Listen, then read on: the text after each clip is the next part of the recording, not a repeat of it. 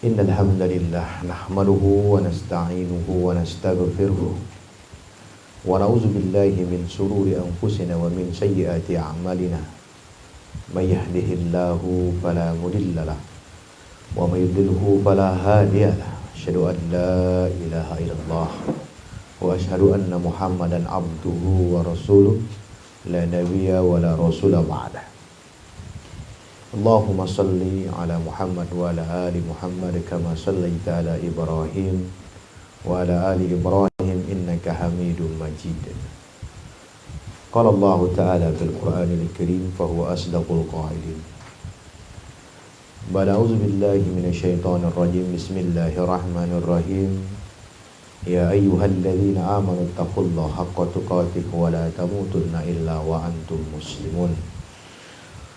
Wa qala Rasulullah sallallahu alaihi wasallam fi hadisihi ittaqillaha haitsuma kunta wadbi sayyi'atal hasanata muha wa khaliqin nas bi khuluqin hasan. Amma ba'd.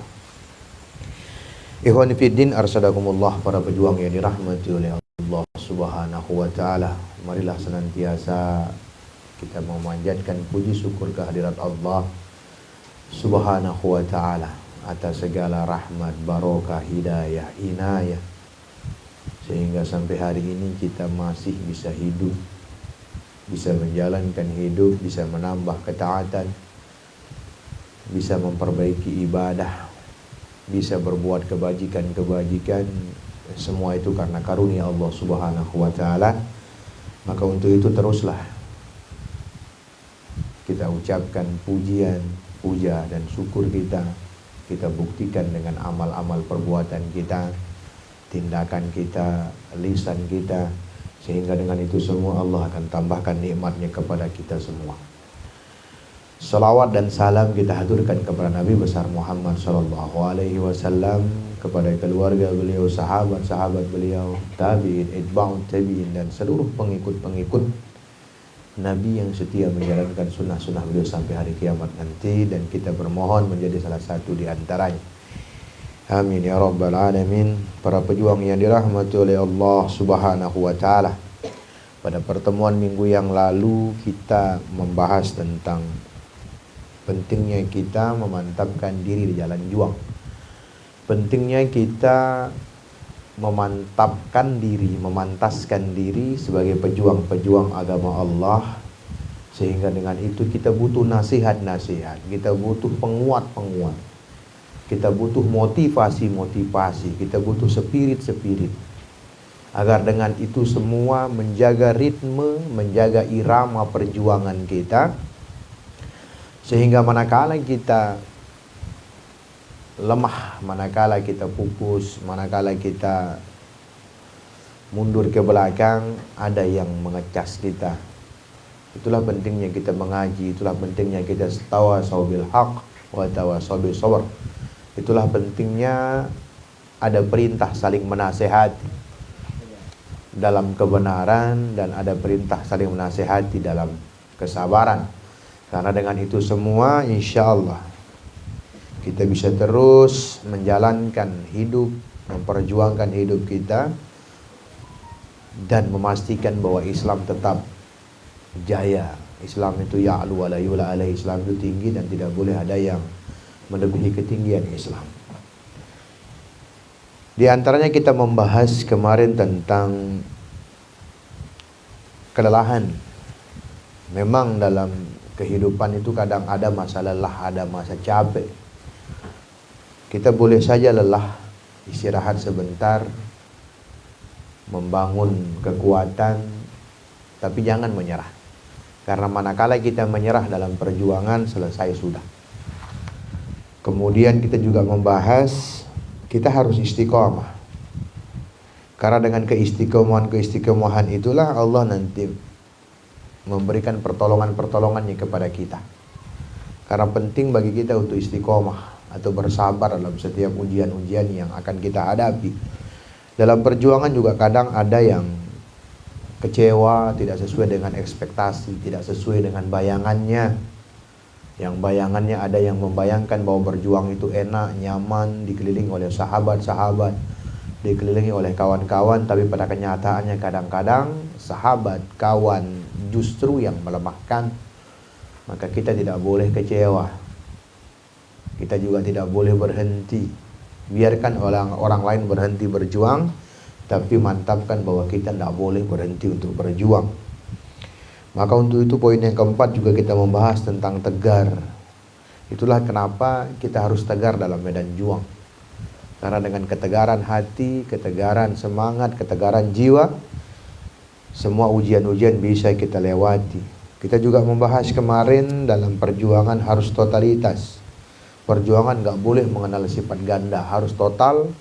Semua hanya untuk Allah, lillahi kalimatillah, untuk meninggikan kalimat Allah Subhanahu wa taala. Kemudian juga kita juga sudah membahas tentang maju terus. Ya, seorang pejuang saat berada di jalan Allah haruslah berlari kencang. Nggak bisa lari jalan, nggak bisa jalan meranggak, yang penting maju terus. Kemudian kita juga membahas tentang hari ini kita akan mulai dengan poin yang ketujuh. Dalam menjalankan misi juang, dalam menjalankan program-program perjuangan, poin yang ketujuh ini adalah kendalikan emosi. Para pejuang harus mengendalikan emosinya. Para pejuang harus bisa mengendalikan emosinya. Gak boleh cepat marah, gak boleh cepat kecewa, gak boleh cepat putus asa. Karena apa? Seluruh musuh-musuh para pejuang akan merana dan nestapa di saat para pejuang tetap tegar menuju jalan juang. Ya. Syaitan akan putus asa, para pendengki akan putus asa. Ya. Para penggembos-penggembos perjuangan akan putus asa. Manakala kita bisa mengendalikan emosi kita, kita tidak cepat terjerembab, tidak cepat mendengar, ya kan? Ada poin-poin yang kita harus pertahankan, ya kan? Maka mereka yang akan putus asa. Walaupun berbagai ujian berat menerpa, ya, kita tetap dapat mengendalikan emosi kita. Kita tidak cepat menyalahkan Allah. Ya, kita tidak cepat menyalahkan pimpinan. Kita tidak cepat menyalahkan teman. Ya. Itu dia gunanya mengendalikan emosi. Emosi kita harus stabil. Emosi kita harus tetap dikendalikan. Ingat, salah satu musuh kaum muslimin, orang-orang yang beriman, itu adalah nafsu. Ya, nafsu yang senantiasa membawa kepada kebinasaan. Ya. Maka di sini kita harus bisa mengendalikan emosi. Karena kadang-kadang yang kita hadapi di medan juang nggak sesuai dengan apa yang kita bayangkan. Kita harapkan akan bertemu dengan teman-teman yang mau memahami kita, tapi nanti di medan perjuangan kadang-kadang kita bertemu dengan teman-teman yang egois. Kendalikan emosi. Kendalikan emosi.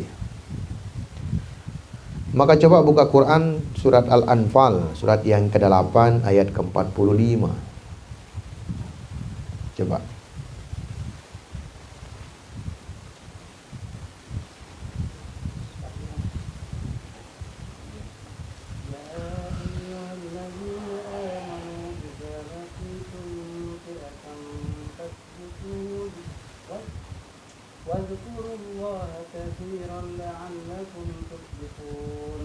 Wahai kaum mukmin, jika kalian bertemu dengan pasukan musuh ketika berperang, maka teguhkanlah hati kalian dan perbanyaklah mengingat Allah supaya kalian beruntung. Tuh. Allah berfirman, Bismillahirrahmanirrahim, Ya ayyuhalladzina amanu idza laqitum fi'atan fasbutu wa dzkurullaha katsiran la'allakum tuflihun. Wahai kaum mukmin, kata Allah, jika kalian bertemu dengan pasukan musuh, teguhkanlah hati kalian. Nah, ini dia. Nggak boleh kecut, harus kendalikan emosi kita. Ya, tetap teguh di jalan Allah. Maka untuk meneguhkan itu butuh zikir, ya kan? Ingat sama Allah, ingat tujuan kita Allah. Musuh sekuat apapun tidak akan bisa membuat kita susah manakala hati kita sudah sama Allah. Ya kan? Apalagi di kita di medan juang, di medan dakwah. Satu panggung tertutup, masih ada panggung yang lainnya. Jangan karena tertutup satu panggung dakwah membuat kita kecewa, enggak, ciptakan peluang-peluang dakwah berikutnya, kan gitu. Maka di dalam perjuangan itu butuh pengendalian emosi. Karena kalau emosi tidak dikendalikan, ya kan, hati tidak dikendalikan, nafsu tidak dikendalikan, maka orang kadang-kadang berbuat di luar kendali. Maka Allah contohkan dengan firman-Nya. Apabila bertemu dengan musuh, teguhkan hati. Teguhkan hati, pasti Allah akan tolong kita. Musuh sekuat apapun tidak akan bisa membuat kita lemah manakala hati kita terpaut dengan Allah. Sebagaimana para sahabat, itulah kenapa Allah puji di dalam firman-Nya, ya kan, betapa banyak pasukan kecil mengalahkan pasukan besar biiznillah, semuanya karena Allah. Maka jangan pernah kecut ya ikhwan. Ya. Maka untuk itu perbanyak zikir. Fadhkurullaha katsira. Banyak mengingat Allah. Enggak peduli banyak orang meninggalkan kita, ya kan? Selama kita masih tetap berjuang, insya Allah Allah akan tolong kita. Karena nilai kita ada dalam perjuangan. Nilai kita bukan karena meninggalkan perjuangan. Nilai kita itu karena berjuang. Ya, buka lagi Quran surat At-Taubah surat yang ke-9 ayat 51.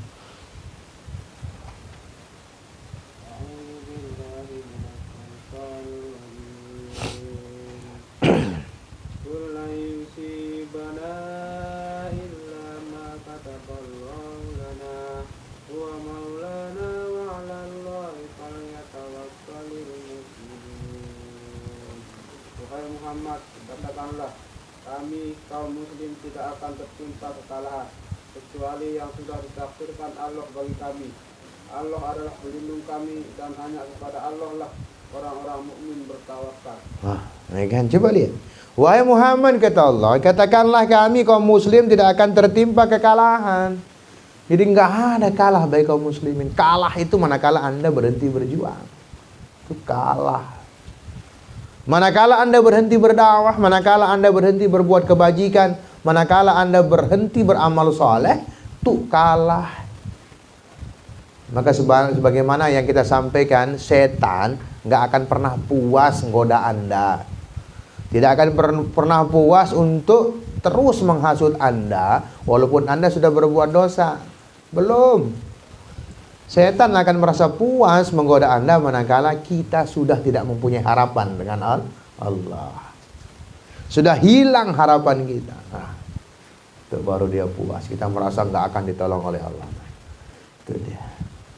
Jadi poin-poin ayat yang disampaikan oleh Allah, ini artinya kita harus mengendalikan emosi kita. Jangan cepat kecewa, jangan cepat putus asa hanya gara-gara ditinggalkan teman. Jangan kecewa karena bayangannya tidak sesuai dengan apa yang terjadi. Ya, itu dia. Maka ingat ayat ini, kaum muslim tidak akan tertimpa kekalahan kecuali yang sudah ditakdirkan oleh Allah.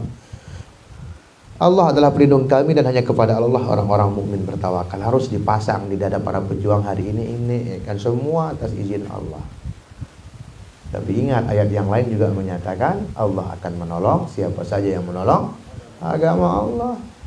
Artinya selama kita berjuang untuk meninggikan kalimat Allah, selama kita memperjuangkan agama Allah, maka potensi pertolongan Allah itu besar. Maka poin yang ketujuh ini, kendalikan emosi, jangan cepat kecewa, jangan mudah menyerah. Kemudian poin yang ke-8, nasihat yang ke-8 adalah keberanian. Seorang pejuang harus memiliki keberanian. Keberanian seseorang tidak akan mempercepat ajalnya. Sebaliknya jiwa pengecut juga tidak akan memperlambat ajal. Kalau sudah ajal mau pengecut mau apa ya tetap datang. Maka pilihlah untuk menjadi seorang pemberani. Jadi jangan pernah ada ketakutan yang dia munculkan dalam berjuang. Nanti kalau kita berjuang orang akan tinggalkan kita. Nanti kalau berjuang kita akan cepat ditangkap, cepat di macam-macam. Nggak usah. Nikmati saja perjuangan. Karena semua itu atas izin Allah Subhanahu wa taala. Coba lihat Quran surat Ali Imran. Surat yang ketiga ayat 145.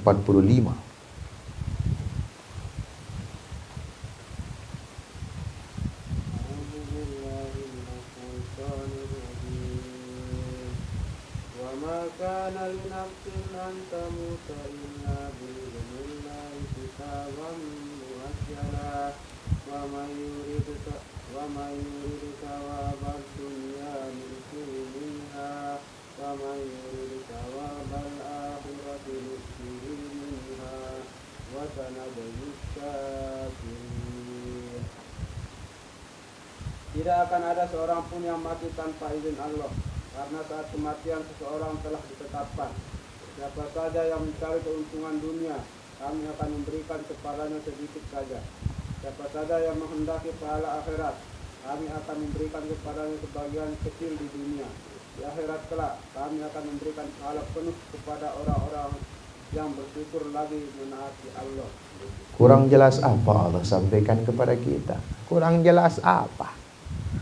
Ya, tidak akan ada seorang pun yang mati tanpa izin Allah. Ya kan? Karena saat kematian seorang telah ditetapkan, ya kan? Enggak ada orang yang bisa memajukan, enggak ada yang bisa memundurkan, ya kan? Kematian itu pasti akan datang. Siapa saja yang mencari keuntungan dunia, kami akan memberikan kepadanya sedikit saja. Siapa saja yang menghendaki pahala akhirat, kami akan memberikan kepadanya sebagian kecil di dunia. Di akhirat kelak kami akan memberikan pahala penuh kepada orang-orang yang bersyukur lagi mentaati Allah. Maka pilihan kita memang harus berani berjuang, ya kan? Jangan berjuang hanya gara-gara mengharapkan nikmat di dunia saja, ya kan? Kecil aja, kecil aja.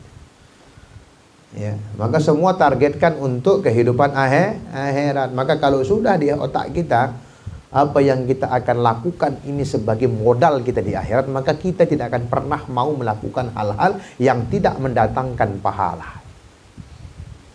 Ya kan? Karena tugas kita di dunia ini sebenarnya mempersiapkan kematian saja. Kita di dunia hanya memperindah kematian, menyiapkan kematian. Karena kematian itu sebuah kepastian, maka siapkan itu. Manakala Anda tidak siap menyiapkan kematian Anda tetap akan mati. Nah, itu dia. Dan kematian yang paling elok adalah kematian manakala kita lagi melaksanakan apa? Perintah Allah Subhanahu wa taala. Itulah kematian yang paling indah. Kematian yang membawa ke surga. Kematian yang didoakan oleh para malaikat. Kematian yang disambut oleh para bidadari. Kurang elok apa? Ya kan? Masya Allah. Mati dalam kondisi berjuang. Dan ingat, Anda mau berani atau tidak berani, kematian itu tetap akan ada. Ini poin yang ke-8 dari nasihat perjuangan. Kemudian yang ke-9, kebenaran harus ditegakkan. Ya, kebenaran harus ditegakkan. Kebenaran harus ditegakkan karena kebenaran tak akan berdiri tegak dengan sendirinya. Jadi kita yang harus menegakkan kebenaran itu. Ya. Nggak bisa Anda tonton-tonton aja. Bagian sebuah tiang, dia akan bisa berdiri manakala berdirikan. Maka ketika kita tidak mau menegakkan kebenaran, maka akan ada orang yang mengganti kita untuk menegakkan kebenaran itu. Ya kan? Ketika kita tidak mau berjuang, maka nanti akan ada orang-orang setelah kita yang akan memikul perjuangan. Atau ada orang-orang yang di dekat kita yang meninggalkan kita karena nggak mau berjuang, dia yang akan tetap berjuang. Setiap kebenaran atau setiap kebenaran Islam muncul harus ditegakkan. Wajib kita tegakkan Islam itu. Dan ingat, setiap kebenaran itu pasti akan berhadapan dengan kebatilan. Jadi para pejuang harus siap melawan kebatilan. Para pejuang harus siap menghadapi segala bentuk kezaliman. Seorang pejuang harus menyiapkan diri untuk menghadapi segala kemungkinan-kemungkinan yang ada. Ya, harus siap. Namanya aja berjuang. Harus ada hambatannya. Makan aja ada hambatannya, ya kan? Napas saja kadang-kadang sesak. Maka berjuang juga harus bersiap menghadapi semuanya itu. Coba periksa Quran surah Al-Isra, surat yang ke-17 ayat 81.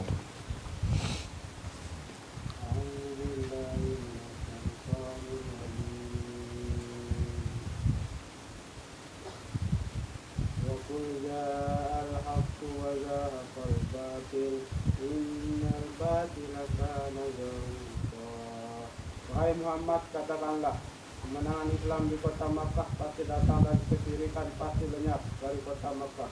Sesungguhnya kesyirikan di kota Makkah pasti lenyap. Tuh, ya kan?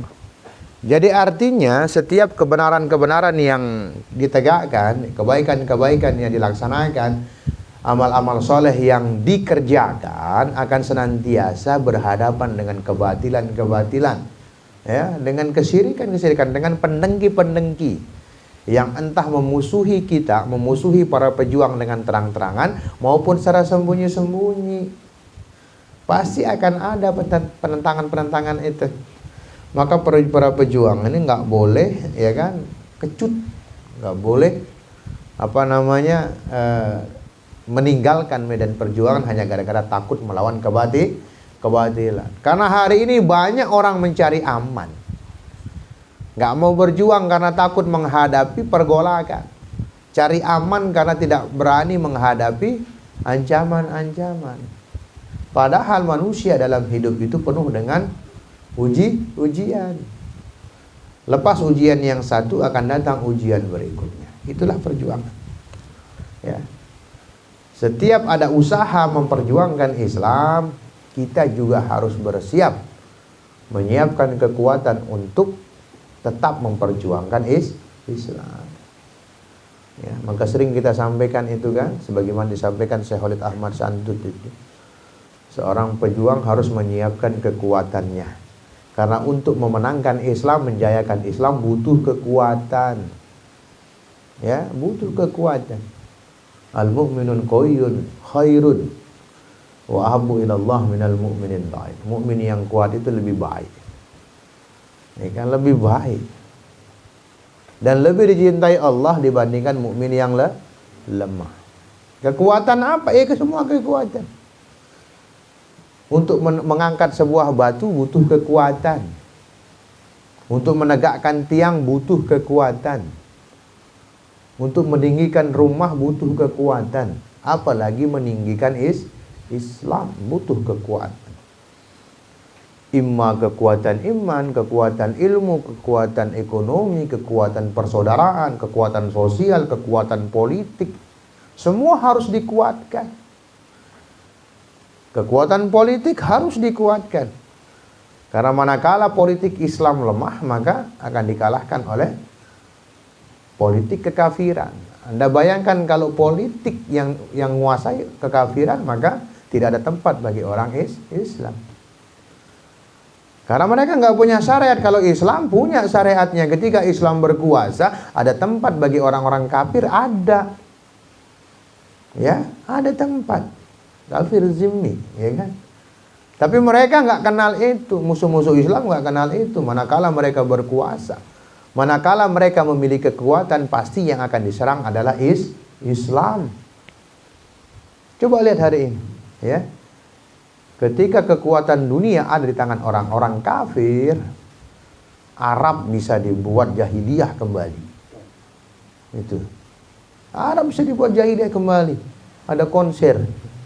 Ada perayaan-perayaan kemaksiatan. Karena apa? Mereka memiliki kekuatan. Maka kekuatan itu penting ya ikhwan. Jangan pernah meremehkan kekuatan. Ya, sekecil apapun kekuatan itu penting. Maka semua sektor Islam harus kuat. Sektor ekonomi Islam harus kuat. Bayangkan kalau orang kafir yang memegang kendali ekonomi, yang mereka pikirkan akan membuat diskotik-diskotik. Mereka akan buat hal-hal yang berbau maksiat. Berbeda kalau orang soleh dan soleha memegang kendali ekonomi, yang mereka pikirkan pasti kejayaan umat, membangun masjid, membangun rumah sakit, membangun sekolah-sekolah. Tapi kalau kendali ekonomi di tangan para pendengki Islam, maka mereka pasti memikirkan bagaimana merendahkan Islam. Bidang sosial, bidang kemasyarakatan juga begitu, bidang budaya, Masya Allah. Kalau Islam nggak kuat, dirusak budayanya. Maka jangan pernah meremehkan kekuatan, bangun kekuatan. Wa'iddu lahum mastata'tum min quwwah. Persiapkan kekuatan yang kalian miliki. Itu perintah Allah loh, ya kan? Maka sekarang kita ini sudah mempersiapkan kekuatan kita dalam bidang apa? Jangan-jangan nggak pernah mikirin itu. Ya kan? Masing-masing Anda sekarang ini sudah kuat dalam bidang apa? Ingat loh, meninggikan Islam, menjayakan Islam itu butuh kekuatan. Lah kita-kita yang hadir hari ini sudah punya kekuatan dalam bidang apa? Harusnya kita tanya diri kita. Oh, dia usia 40 tahun, udah usia 50 tahun, sudah punya kekuatan apa untuk meninggikan Islam? Kekuatan persaudaraan. Penting kekuatan persaudaraan. Untuk saling menopang. Ya kan, untuk saling menopang dalam menghadapi ujian. Untuk bisa saling bergandengan tangan di jalan terjalnya dakwah. Penting sekali. Itulah kenapa dalam pondasi hijrah yang pertama dimunculkan itu adalah persaudaraan. Ya kan? Bagaimana Muhajirin dengan Ansar membangun persaudaraannya. Nah, Masya Allah itu. Jangan lupa itu. Jadi jangan pernah meremehkan kekuatan. Kekuatan penting untuk melaksanakan Islam, kekuatan penting untuk menjalankan Islam, dan kekuatan penting untuk meninggikan Islam. Poin yang ke-10, tidak ada berhenti untuk sebuah perjuangan. Sampai kita berkalang tanah pun perjuangan ini pasti akan ada. Karena umur perjuangan itu lebih dibandingkan kita. Sebelum kita lahir sudah ada perjuangan. Bahkan nanti setelah kita mati pun tetap akan ada perjuangan. Nafas perjuangan itu akan selanjutnya ada. Maka yang paling buruk adalah manakala kita tahu ada perjuangan, kita nggak ada dalam barisan perjuangan. Buruk sekali. Padahal perjuangan itu adalah sebuah kepastian. Jadi tidak ada kata berhenti untuk sebuah perjuangan, tidak ada kata diam untuk sebuah kebenaran, tak ada kata takut untuk sebuah kebenaran. Karena kebenaran dan kebaikan itu memang harus ditegakkan. Ya, kebenaran, kebaikan, bahkan keadilan harus ditegakkan. Maka untuk itu coba lihat bagaimana Rasulullah SAW senantiasa di dalam hidupnya, masa hidupnya penuh dengan perjuangan. Para sahabat isinya berjuang. Sampai ketika tidak ada yang diperjuangkan, salah seorang sahabat menangis. Jangan-jangan Allah sudah lupa dengan saya ini, karena saya tidak ikut andil dalam perjuangan. Itu dia. Maka ketika perjuangan sebagai sebuah kepastian, maka amat sangat buruk manakala kita tidak hadir dalam setiap perjuangan itu. Coba buka Quran surat Al-Baqarah, surat yang kedua ayat 193.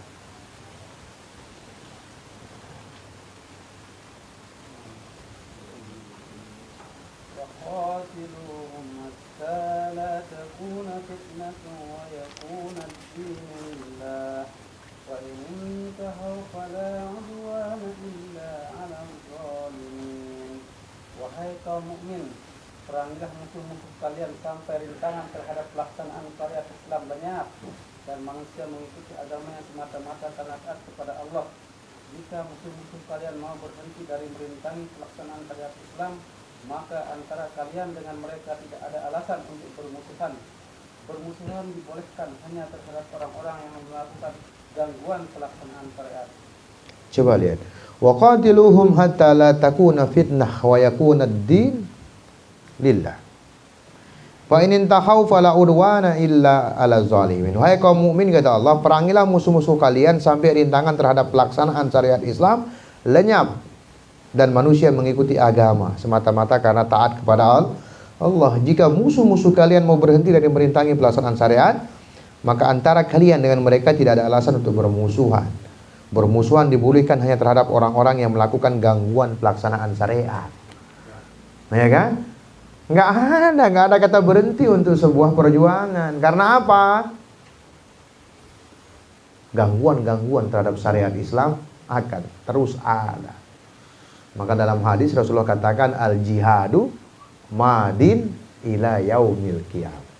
Jihad, perjuangan itu akan senantiasa ada sampai hari kiamat. Karena akan ada kebatilan. Setiap ada pertentangan, setiap ada penentangan syariat Islam, setiap ada penggembosan syariat Islam, setiap ada kedengkian dalam syariat Islam, maka di situ ada perjuangan.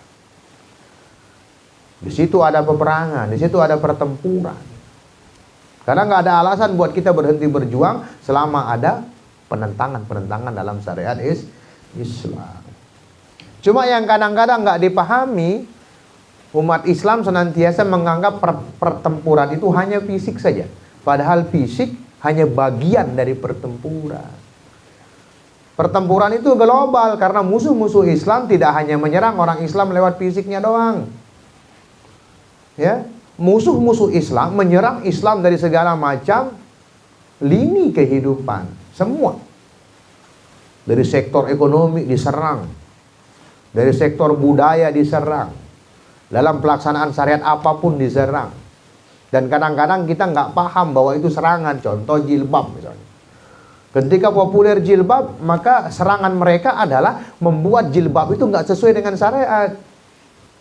Maka kita ketemukanlah hari ini jilbab-jilbab yang tidak berstandar syariat. Padahal jilbab artinya menutupi. Tapi ada jilbab-jilbab yang dibuat tidak menutupi aurat, justru membungkus aurat. Ada jilbab-jilbab yang dibuat yang transparan sehingga hal yang tidak perlu kelihatan. Tuh. Kita kadang-kadang nggak sadar dengan serangan-serangan itu. Ya, serangan persaudaraan lebih-lebih. Umat Islam hari ini sibuk hanya bertengkar hanya gara-gara masalah tradisi. Tapi ketika masalah agama mereka diam aja. Ya kan? Ini yang terjadi. Ini serangan. Banyak sekali serangan-serangan berikutnya. Serangan dalam bidang makanan, ya kan, juga gila. Ketika umat Islam senang makan mie aja sih misalnya, maka serangannya adalah mereka juga membuat mie yang sama tapi dari bahan yang tidak dihalalkan dalam Islam. Tuh. Ketika umat Islam senang jajan-jajanan di luar, mereka akan buat sebuah jajanan. Iya kan? Yang kadang-kadang kita nggak sadar memakan barang-barang yang subhat. Ketika umat Islam senang pakai micin aja, pakai penyedap rasa, maka mereka akan buat penyedap rasa yang bahannya pun dibuat dari hal-hal yang diharamkan oleh Allah. Itu peperangan ya ikhwan. Itu peperangan ya ikhwan. Ketika sekarang umat Islam senang pakai HP, maka mereka akan buat peperangan di HP itu sehingga umat Islam yang tidak terbiasa menonton ketelanjangan di HP dipertontonkan ketelanjangan. Kita kadang-kadang nggak mikir kita perang itu hanya ngangkat senjata, ngangkat M16, ngangkat AK-47, ngangkat Doska, ngangkat Silka. Enggak, peperangan itu semua. Ingat ayatnya, walan tardo angkal yahudu walan nasara hatta tattabi'a millatahum. Ya kan? Orang-orang kafir Yahudi Nasrani itu tidak akan senang kepada kalian sampai kalian ikuti mereka. Jadi semua. Coba sekali waktu perhatikan, perhatikan. Yang sering kita lihat aja ada di kerudung-kerudung atau di mukena. Memang mereka buat mukena, tapi diisi dengan gambar-gambar yang tidak menutup aurat. Sering tuh baju anak-anak kadang-kadang ya. Bahkan di sejadah-sejadah kita bentuk peperangan mereka adalah mereka menyelipkan simbol-simbol mereka di situ. Itu peperangan. Hati-hati ya Iwan. Maka tidak ada kata berhenti dalam berjuang selama ada para pendengki-pendengki Islam. Nggak ada. Hati-hati. Itu gunanya kita mengaji. Itu gunanya kita untuk duduk bersama. Itu gunanya kita untuk membangun persaudaraan. Bukan justru membangun permusuhan. Itu dia. Itu gunanya kita berjamaah, saling mengingatkan, bukan saling menebar kebencian. Nah itu. Karena memang peperangan ini nggak ada habisnya, ini kata Allah nih, kata ayat. Ya kan? Selama ada penentangan terhadap syariat Islam, di situ ada perjuangan. Maka poin yang terakhir sebagai poin penutup dari kajian kita tentang memantapkan fikrah juang, memantapkan di dalam juang ini adalah jadilah seorang mukmin yang berjiwa pejuang. Nah, ini paling penting. Ya. Jadilah mukmin yang berjiwa pejuang. Karena kalau hanya sedang menjadi mukmin saja, apa yang bisa kita lakukan untuk menolong agama Allah? La yastawil mu'minin ghairu ulil darari wal mujahidun fi sabilillah. Nggak sama mukmin-mukmin yang hanya duduk-duduk dengan mukmin yang berjuang. Ya kan, nggak ada, nggak sama. Bahkan dalam hadis yang kita sampaikan tadi, itu lebih baik mukmin yang memiliki kekuatan itu lebih baik dibandingkan mukmin yang tidak memiliki kekuatan. Maka jadilah mukmin yang berjiwa pejuang dengan surga sebagai ujung harapan. Jadi siapkan hati untuk berkorban, karena perjuangan ini amat lama dan melelahkan. Ya kan? Siapkan hati untuk berjuang dan siapkan juga kerelaan hati untuk berkorban. Karena perjuangan ini lama dan melelahkan. Itulah kenapa hadiahnya sorga, karena lama, lelah. Sudah kita bahas di poin-poin awal bagaimana kelelahan jangan sampai membuat kita menyerah. Ya, jangan sampai kelelahan fisik membuat kita menyerah. Jangan sampai kelemahan ekonomi juga membuat kita menyerah dalam perjuangan. Nggak boleh. Ya, perjuangan ini selalu ada di awal, ya, tapi nggak ada akhirnya. Ya kan, nggak pernah ada akhir. Ya, coba buka Quran Al-Anfal surat yang ke-8 ayat 39. Ayat 39.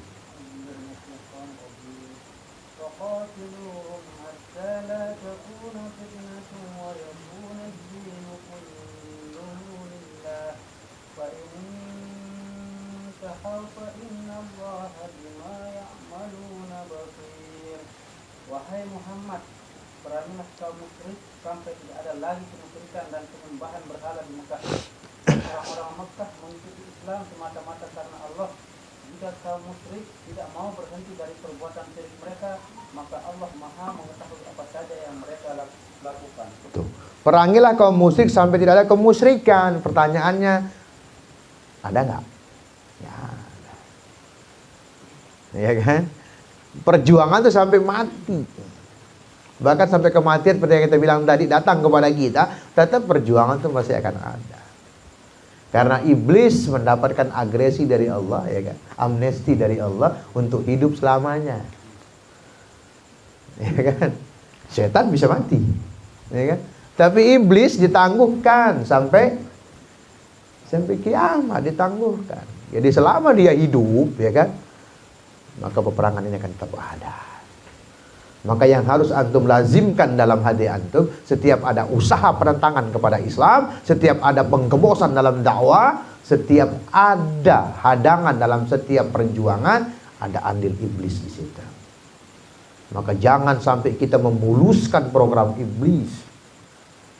Kita kadang-kadang mencela iblis di saat keramaian, tapi melakukan perbuatan-perbuatan iblis di saat sendirian. Ini yang bahaya. Ya, makanya penting menjadi mukmin yang berjiwa pejuang, karena jiwa-jiwa pejuanglah yang bisa memperjuangkan Islam itu. Jangan sampai ada kamus kepenakutan dalam hati kita. Jangan sampai ada kamus kepengejutan dalam hidup kita. Kita sudah sangat paham bahwa ujian itu adalah kepastian. Maka siapkan diri kita untuk menghadapi semua ujian dan jadilah pemenang dalam setiap ujian. Kelelahan fisik, kelemahan ekonomi, kelelahan psikis itu mesti terjadi. Tugas kita adalah bertahan agar kita tidak masuk kategori orang-orang yang khasirin, orang-orang yang merugi, ya, orang-orang yang tidak bisa berjuang, orang-orang yang menyerah, orang-orang yang berjatuhan di jalan-jalan dakwah. Jangan sampai. Maka melaksanakan perjuangan, kalau kita tidak bisa berlari, kita berjalan. Kalau nggak berjalan, kita merangkak. Kalau nggak berangkak, bisa ya gunakan segala kemampuan kita untuk tetap berjuang. Artinya apa? Jangan sampai kelemahan-kelemahan yang kita miliki membuat kita lemah, berhenti dari perjuangan. Mudah-mudahan bermanfaat apa yang kita sampaikan. Ada 11 poin tentang nasihat agar kita mantap tidak di jalan juang. Dan kita mengamalkan apa yang Allah sampaikan dalam Quran surat Al-Asr, wa tawassaw bil haqq wa tawassaw bis sabr. Subhanaka Allahumma wa bihamdika asyhadu an la ilaha illa anta astaghfiruka wa atubu ilaik. Billahi taufiq wal hidayah. Assalamualaikum warahmatullahi wabarakatuh.